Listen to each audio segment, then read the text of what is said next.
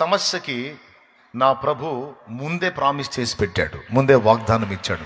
వాగ్దానం అంటే ఒట్టు. వాగ్దానం ఇవ్వటం అంటే ఏంటో తెలుసా? ఒట్టు పెట్టడం. ఒట్టు నేను చేస్తా, ఒట్టు నేను నెరవేరుస్తా, ఒట్టు నా మాట నమ్ము. మనం మామూలుగా అవతలాళ్ళు మనల్ని నమ్మరు అనుకో, ఫైనల్గా మనం చేసేది ఏంటంటే ఒట్లు పెట్టడం. ఏది నీకు నమ్మకం కుదరలేదా?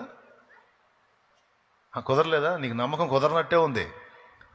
ఒట్టే చెబుతున్నారా నాయన, నా మాట నమ్ము అని మనం ఇక ఒట్టు వేసామంటే ఇక ఫైనల్. అయినా నమ్మకపోతే ఇక మనం ఒట్టు పెట్టని ఇంకోటి చేయడానికి ఏం లేదు. ఒట్టే ఫైనల్. ఎదుటోడిని నమ్మించడానికి ఫైనల్గా ఏం చేద్దాం? అమ్మో నేను ఎరగను అసలు ఒట్టు అంటారు